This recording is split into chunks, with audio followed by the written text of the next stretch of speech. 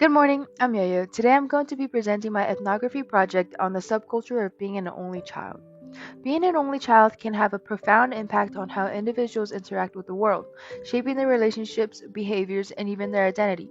For this project, I've dived into the community of people who are an only child, exploring their unique cultural traits, challenges, and advantages. My thesis is that although being an only child is often stereotyped as spoiled or lonely, this subculture exhibits strong independence, creativity, and emotional intelligence due to their unique family dynamics and social experiences. This project will explore the cultural values, beliefs, and practices of this group, as well as shedding light on their identity and the roles they play within both their family and the broader society. Let's start with the history and origin of the only child subculture. The idea of being an only child has become more common over the last century due to economic pressures, changes in societal norms, and family planning. Especially in urban areas and countries like China, one child policies created entire generation of only childs. But in the US, it's more of a choice linked to career, cost of living, or personal preference. As fewer families have multiple children, people who are an only child have come to form their own distinct social and cultural group, one that faces its own unique set of challenges and experiences. Historically, being an only child was often seen as lonely or spoiled, but in recent decades, attitudes towards them have evolved, with these research showing that being an only child can have many advantages.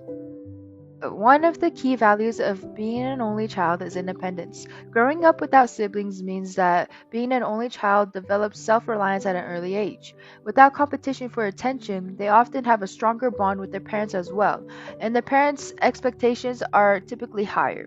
Being an only child also tends to value close, meaningful relationship with others rather than the larger social circles that children with siblings might have. This makes them more likely to excel in areas like academics, sports, or careers because of the emphasis on achievement that they receive.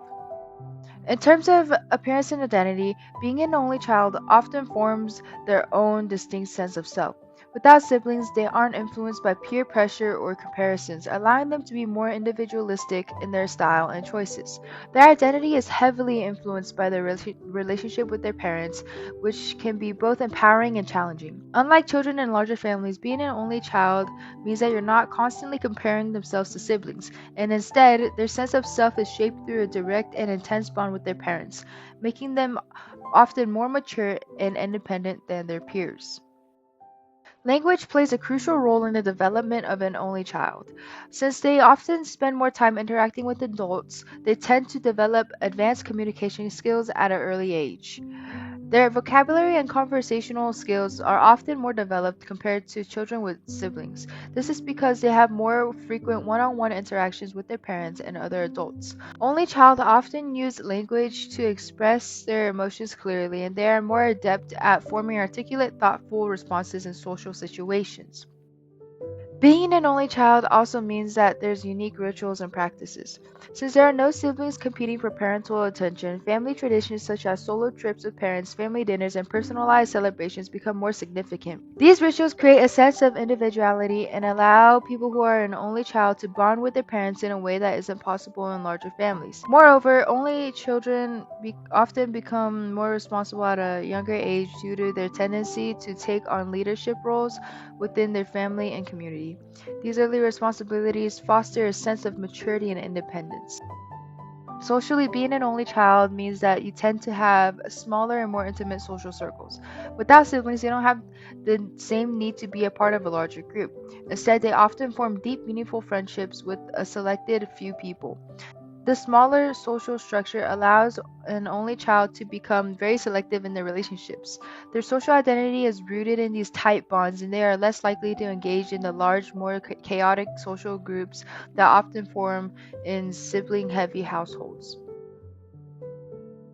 Being an only child shapes a person's experience in unique ways. One challenge is the constant focus from parents, which can feel like pressure to always do well.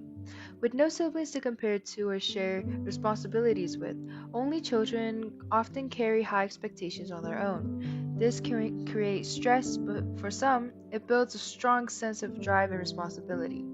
There's also a stereotype called only child syndrome, the idea that only children are selfish, spoiled, or struggle socially. While this image still exists, it's mostly based on outdated assumptions. Research shows that many only children develop strong social skills and emotional awareness through friendships and adult interactions. And in this video, this is a YouTuber who cartoon her experience as an only child. Here's a picture-perfect example of how and why an only child would develop these symptoms. First of all, yeah, we get both toys. And another one, because your parents feel bad you don't have anyone to play with. Also, one less mouth to feed means they got money for that extra large size for you. And then, once again, your imagination has to take you from there to entertain yourself. Todd! Why are you so stupid? Why can't you just push the damn cart? Crap, it's starting. At least we don't have two of them. And that's how I grew up as an only child. Excuse me, sir. Can I see that for a second? Thanks. On the bright side, growing up without siblings often means more individual attention and access to resources like tutoring, extracurriculars, or emotional support.